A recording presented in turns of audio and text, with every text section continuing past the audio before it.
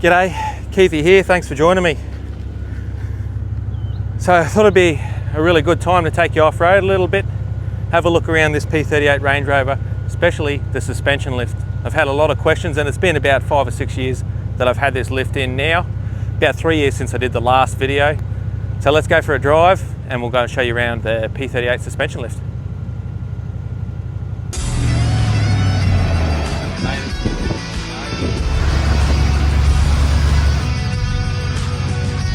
Go without checking this out. Clearing tyres now. Great Keithy here. Great Keithy here. Great Keithy here.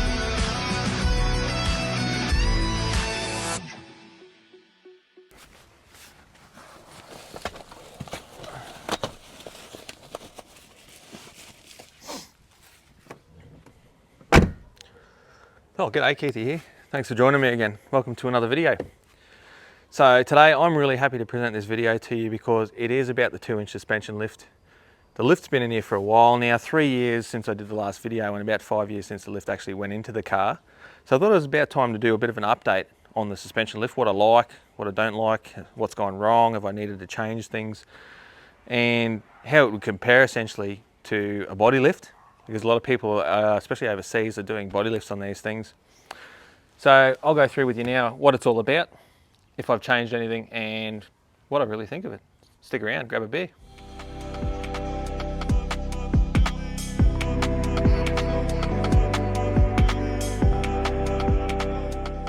All right, so the 2-inch suspension lift on the P38 Range Rover, we're here to have a bit of a look at it.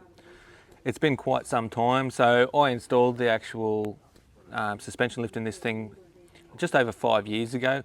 I did the last video about 3 years ago. So let's have a bit of a chat about how things are going. First thing I'm going to do is explain what's involved, what I did, which you'll see in that video back there, to make this suspension lift happen. So there's 6 essential items that you're going to need if you want to do the suspension lift the way that I've done it, which in my opinion is the correct way. There are other options. You can do body lifts as well. Personally, the body lift only lifts the body. You've still got a chassis that's going to sit at the same height it presently does. So if you're looking for ground clearance for the purpose of four-wheel driving, leaving your chassis down low, in my opinion, isn't really the way to go. You want to do it right, you want to do a suspension lift, and if you do the suspension lift right, it actually doesn't cost too much money and you can do most of it yourself. I did this entire lift in my car here myself, and I think the most expensive thing were the air springs anyway. So we'll talk about the parts that are involved and then we'll go down and we'll have a bit of a look at exactly what it goes into. So the first thing you're going to need is the Gen 3 airbags. Why the Gen 3 airbags? Well, they've got a longer extended length than the Gen 2s or the factory air springs. So big thing, you front and rear, you can jump on, there's plenty of websites worldwide that sell the Gen 3 air springs. There was a little bit of controversy there for a while where Arnott wasn't actually making them. But to my understanding, they're still making them, and that's what I'm running in here.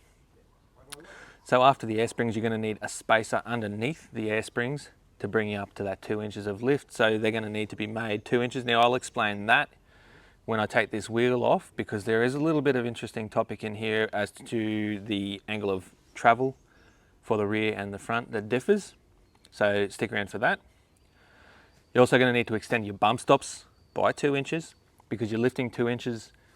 The last thing you want to do is the bottom of an air spring go through the top of the air spring and you end up with a car that won't lift up because you've got big holes everywhere in your air spring. So that is why we need to ensure that we've got the bump stops at the right length. Brake lines, we also need to upgrade them because with that longer travel, you end up stretching both rear and front brake lines. So a little bit extra length in those. You can openly buy extended brake lines for these things. Over in the UK, they're actually quite popular. Over here, a little bit different. We'll talk about that as well. As we're going down there, then we move across to the height sensors, front and rear. You're going to need to do some modification on that. Now, I'll talk about that once I've got front and rear wheels off, because each one of those are different as well in the way that I've A, done them, and B, the height and length that they've been changed by. And to complement all of the other stuff you've done in here, you're going to need to adjust your shock absorbers. Now, just standard shock absorbers, you could run around with them, but what will eventually happen, especially if you've got spaces underneath your springs, you'll pop the bottom of the bag through the top you're going to need a longer shock absorber. The good thing about the longer shock absorbers are you can make the most of the Gen 3 bags and the 2-inch spacer. You get some really impressive wheel travel, as you're about to see. And the Terra Firma shock, in my opinion, is also quite a comfortable shock, so you'll see a little bit more of that in a minute. Some people have also adjusted the panhard rods in these Range Rover P38s. I haven't done so. So what you're seeing here, I'm at the standard height. I'll give you a bit of a better view of that in a moment. There's quite a lot of clearance in here, and I haven't had any problems with just the factory panhard front and rear in this thing.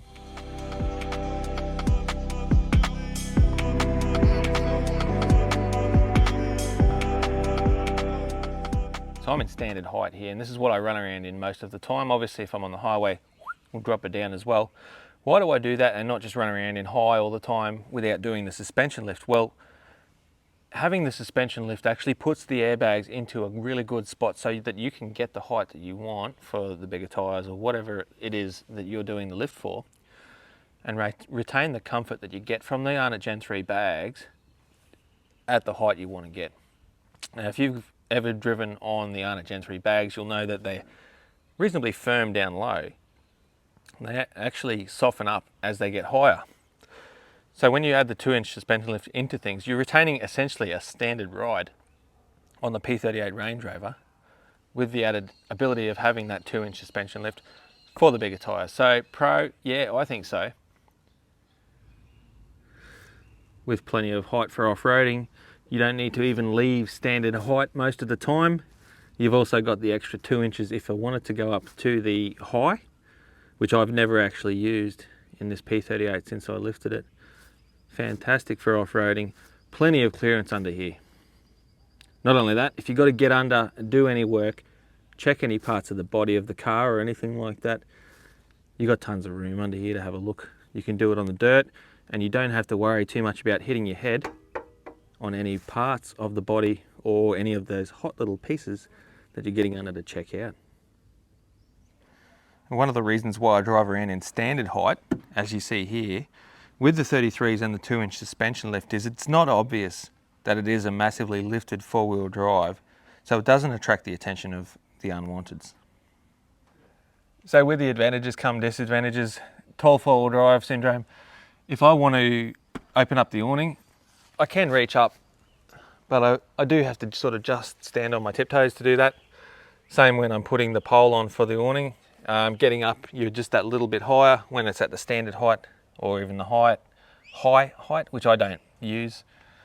Mind you, there is an advantage with being a P38 driver, so I can drop this down to the bump stops and actually bring that height down to about here, which sort of eliminates that problem that we've got up here. But it is something, if you were on coils, for example, that you would have the problem, just the vehicle sits a lot higher than what it did before, just making little things like opening an awning a little bit more challenging. Same with washing the car. So to wash on the inside of the roof and the sunroof and everything in this, I need to get some tools. I need to stand on something to be able to reach in there. Just one of the disadvantages. Now you've got to make the decision whether you can live with that or whether it's a deal breaker. Okay, so I'm sitting at 6 foot tall. The next question, is it any harder to get into this thing with the 2-inch suspension lift and 33-inch tyres? Well, let's have a look. I'm in standard height right now. Leg up, slide across. I've still got my other leg touching the ground there. So that's not too bad. Mind you, I'm younger than a lot of fellas, so if you're slightly disadvantaged with pains in your legs and whatnot, it may be a little bit more difficult for you to get in. If you do have the EAS though, what's stopping you from dropping your car down every time you pull it up? Make life a little bit easier for yourself to get in. So how does it drive? 2-inch suspension lift on this thing with the big tyres. Well, given that it's got all the same geometry as what it would have had beforehand anyway, it doesn't really make any difference at all. So we're cruising along at about 75 k's an hour at the moment, and I'm sure you can see it, hear and feel on a sort of outbacky type road that it's handling pretty well.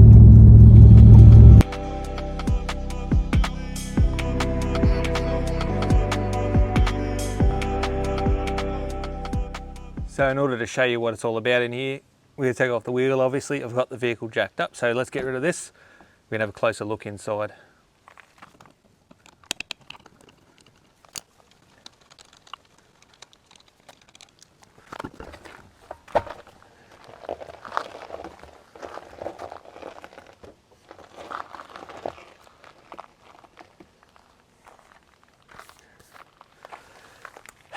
so you're not going to see too much from up there. Let's get you down here. Can have a close-up look of inside, what's going on in here, what we're talking about, and get you one-on-one. All right, so here we are. We're at the heart of everything for the 2-inch suspension lift P38 Range Rover. I'm up the front end at the moment, so I'll show you what goes on in the front, and we'll move to the back. I'll show you that as well. First and foremost, with the suspension lift, what are you trying to achieve? You want to achieve ground clearance. Why? In my case, to fit a 33-inch tyre, and it's done a fantastic job of that. The first thing you're going to need is a set of Arnott Gen 3 air springs. Why are the Arnott Gen 3s? Because they are actually longer in stretched length. So that means that you can take advantage of the extra wheel travel that you're going to have when you run this suspension lift. There are people who have lifted them using the standard air springs and also the Gen 2, which is the smaller, the shorter travel Arnott's. They've had problems with that. You have to limit how much wheel travel you can get, so which kind of, in my case, actually detracts from the whole idea of doing the suspension lift in the first place. So Gen 3 air springs, first thing. Next up, you're going to need to have extended height sensors. Why are you going to need to do that? Well, you want to lift the car, don't you? Physically, you need to lift it. As well, to be able to take advantage of all of the other modifications. So a 2-inch suspension lift is not a 2-inch suspension lift without lifting the springs by 2 inches. In this case, those spaces are required. The spaces are 50 millimeters in height. You can see there, it is essentially a plate on top of another plate, sandwiched in between with a couple of uprights. I'll give you a bit of a better look as I do a pan around here. On the other side of that is also a bump stop extension. In this case, I've got a bit of 50mm box section and welded it to the front diff. And that is the idea behind that is to stop it from over traveling on the way back up and essentially blowing the piston of this airbag straight through the top of the air spring. Obviously then you're going to destroy the spring altogether. That's not really the aim of the game here. So very important to do that. We move down and I'll give you a better view of this as well. The height sensor on the front, 20mm extension over the factory air spring height sensor. On the lower of the sensor arms, I guess I'd say, for lack of a better word, 20mm extension, 20. Why are we doing this? Well, you've got to tell the computer, the EAS computer, that you've got the suspension lift, you've got all this other stuff under here, so that it can essentially adjust for that and you don't end up just sitting down at a low height. So without doing that at all, you're not going to change anything. Your geometry in the front's going to be exactly the same. It's not even going to know you've got spaces and all of that kind of stuff under the spring. It's a complete waste of time, basically, if you don't do that. So from there, let's talk about these shock absorbers. These are the Terra Firma plus 2-inch adjustable shock absorbers. I've had these now for the entire time that this vehicle has been lifted, which is, again, it's as long as I've had this BF Goodrich, so about 5 years now. Do I like them? Yes, I love them. Actually, they're like new still.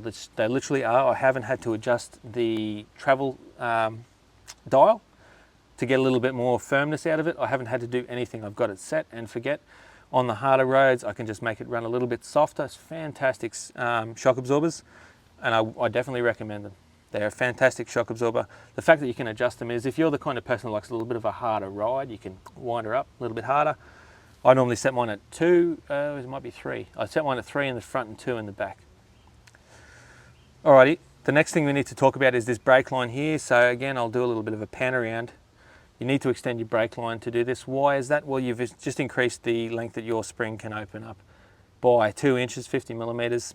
And these brake lines just don't have that length available, the factory ones. So I've got a braided stainless one in here. It doesn't look it at the moment. It's covered in mud and dirt because I don't get under here and gurney it clean. That is what it is.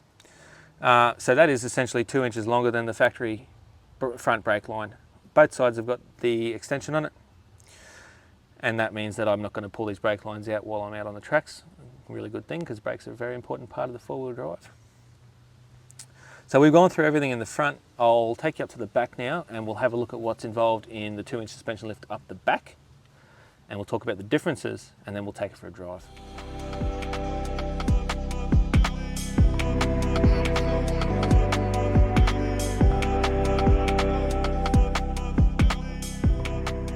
All right, let's get this rear wheel off and we'll have a bit of a talk about what's inside the back end of this 2-inch suspension lift.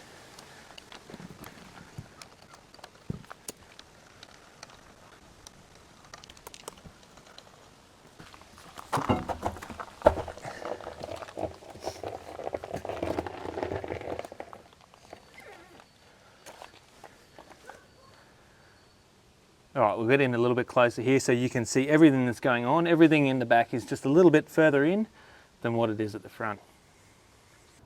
All right, here we are at the business end of the game. So very similar to the front, but there are a few differences. One of the things I didn't mention up the front, which can also apply to the rear, is adjustable panhard rods. These bad boys up here. Now, given the suspension geometry of a P38 Range Rover, when you lift it up, the front axle wants to move one way and the rear axle wants to move the opposite way. And that's because of these panhard rods here. There's been a couple of blokes who have lifted their P38 Range Rovers over the years who have put extended panhard rods into their P38 Range Rovers. As you can see here, that is the factory P38 Range Rover panhard rod here, and I have not extended it, I haven't adjusted it. Likewise up the front, that is the standard panhard rod, just so you know. When we come to the back, a few things that are similar to the front but slightly different. Okay, we've got the Gen 3 Arnott airbags. These are the rear ones, obviously. They're up on a 2-inch block as well, but the block has got a difference. In the rear of a P38 Range Rover, as you travel, the angle of the diff changes a lot more like this. I can't remember the name of that type of motion off the top of my head. Call me crazy. The front doesn't do that as much, which is why you can get away with a spacer underneath your air springs on the front that is generally flat. So that's a 50mm spacer at the front and the back of the spacer. Whereas on the rear, you need to have an angle. So the back end of my spacer underneath the airbag here is 60mm, and the front end of it is 40mm. Now, why have I done that? Well, as you can see, the diff is slightly angled down at the moment. That's the standard height in this P38 Range Rover with the 2-inch lift. And it's got the angle, I should say, of the air spring relatively straight up and down. If I had that angle at the front a little more or equal to the back, so if they were both 50mm and 50mm, the air spring would, the base of the air spring would sit further like this, causing it to have a bit of a bend in between the airbag and the spring itself. And on the rear, it's actually quite dangerous because the rear has got quite a lot of travel in a P38 Range Rover. So in order to come and meet the party with that, you just have to drop the front down by 10mm I should say, and the back up by 10mm, and that keeps this angle a lot more friendly, especially if you're going to go and drop wheels all the time and do some pretty gnarly stuff. So 60mm at the back and 40mm at the front to make the average of 50mm or 2 inches, whatever you want to call it, for the lift of the suspension, whereas the front is a flat spacer, and that is that there. As you can see, I've welded the side, dodgy welding too, of my bump stop extension on the rear here. That is a 2-inch, that's 50mm in the old monies. Over here you can see the brake line. That is also extended 2 inches. Why? As you can see here, that's not fully extended and it's got a little bit of room to go. Very good idea. You like your brake lines, you like to not have brake fluid leaks, then that's the way to go. As you can see, they're still in the original hangers, but they're just extended lines. Very good idea there. I can still keep the height sensor, the ABS sensor in its original place though. There's plenty of room in that cable there. Then we come to the business end of town here, which is the height sensor extension. Now in the rear, 40mm height sensor extension on the rear, the lower of the two arms on the height sensor. So you can see there's the top of the height sensor there, comes down. This is the original top arm. The bottom arm has been extended by 40mm. And that there gets you enough travel in the height sensor, so when you're flexed right up, the top of this does not hit your chassis when it's all flexed up, and it's also got enough length at full droop on your suspension that you don't go pulling these height sensors off. Again, if you left it standard, what would happen? Well, you'd end up with a standard height Range Rover and you basically wouldn't get any lift. You'd have to try and tune the hell out of it on a tool, and eventually you'll probably break the lower arm. So you're going to need to want to do those modifications there. Brake line, height sensor, Arnott Gen 3 air spring, spacer, 2-inch, bump stop extension. Obviously, as I've said before, it's optional if you want to give an extended panhard rod. I haven't done it, I haven't had a problem, and I've run this lift for about 5 years now.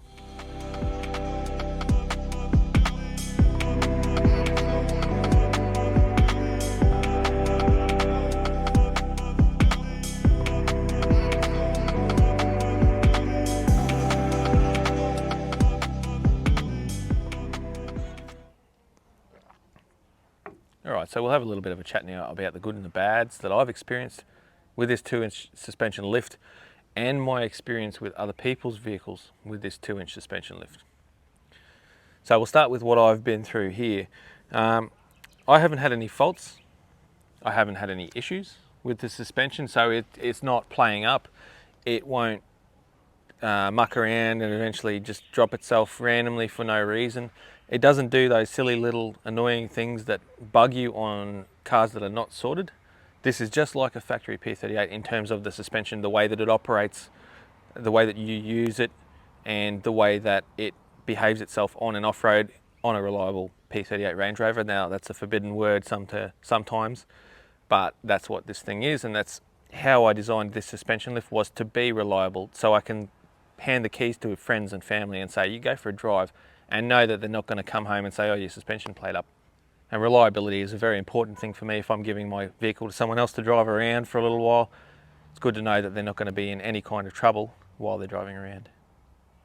Now, I said before that I've done the suspension lift, 2-inch suspension lift on other Range Rover P38s. That's correct, I have. I've even helped my mechanic out. He's done the 2-inch suspension lift, and I've gone down, calibrated everything and made sure that it works as it should. Every P38 is different, so they're not all perfect.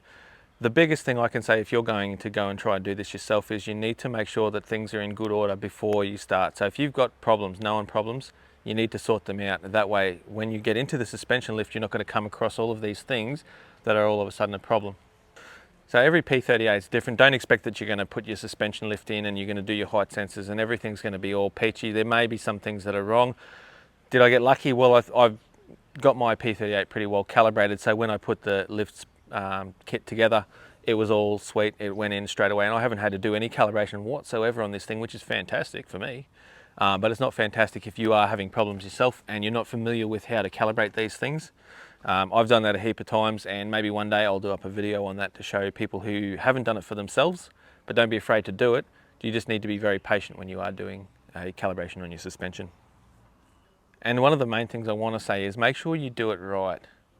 Do the lift right, put the spacers in, extend your bump stops. I know it's sad, because if you want to try and get the most wheel travel you can out of your Range Rover, the aim is to try and not limit the wheel travel, but in the P38, if you over travel on the way up and your bump stops aren't extended or things like that, you're going to blow them. And what happens when you blow them? You're on the side of the road and you need to do on the road repairs, track repairs, things like that. That's never fun. So do it right the first time, and that way you don't have to go through the trouble of being the one broken down on the side of the road. So before we wrap up, I'll do the couple of questions that we asked at the start of the video, knock them over real quick, and then I'll tell you what my final thoughts are on the 2-inch suspension lift for the P38 Range Rover.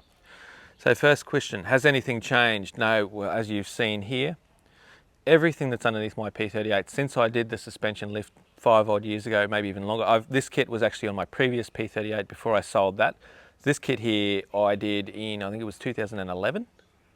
We are 2022 here, so that's what's that, 11 years itself.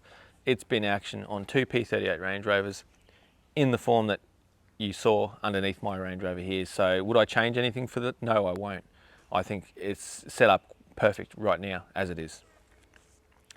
What do I like? I've gone through all of the things that I like. I like the additional height for the 33-inch tyres, was the main reason that I did the lift to begin with. I probably wouldn't have lifted it if I was going to keep a standard size tyre or even a 31-inch. 32-inch I would probably be my cutoff for wanting to lift the P38 Range Rover up.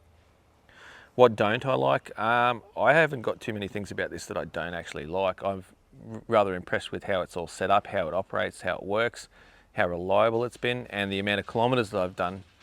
If you've watched the tyre video up there that I did on these BF Goodrich KM3s, they've done about 85,000 kilometres now. The 2-inch suspension lift in this P38 has actually done more kilometres because I did put it on with the standard tyres. If I can find a photo, I'll put it up here with the standard. They were 18-inch wheels that I had on this prior to the Steelies. Just to ensure that I had everything. If there were any bugs that needed ironing out, I could do all that before I put the big tyres on. That way I didn't have any problems. So yes, I do like it. What I don't like, I didn't have anything about it that I didn't like, really. I'm not having any trouble getting in to drive it. I'm not having any trouble getting out. Car parks aren't a problem. The only problem is putting the awning in the garage. So that awning up there above my Range Rover, I have to take that off if I want my Range Rover to go into the garage at home.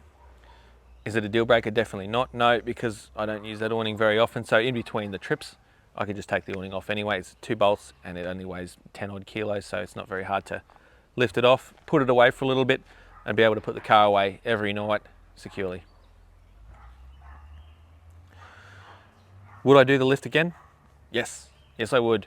So I've done it on a few P38s, 2 of personal P38s that I have owned, this one and the blue one that I had before. If you go right back through the start of my videos, you can probably see a couple of little videos of that P38, and that was a great 4-wheel drive. I sold that to a bloke in New South Wales. G'day mate if you're watching. Both very good vehicles, both Thor ones, and both had the 2-inch suspension lift, and I was happy with it in both vehicles. So worth it? Yes. Would I do it again? In a heartbeat. And what is my suggestion? Well, don't overdo it. Okay, so there's a lot of P38s getting around that I see on YouTube and Facebook and Instagram, where people have gone absolutely crazy with the lift and done 6 or 7 or 8, you know, like really big lifts, when these things only really need 2 inches in my opinion. If you're going to use it as a comp truck, if you're going to go in these competitions and stuff, I don't think the airbag suspension is the way to go.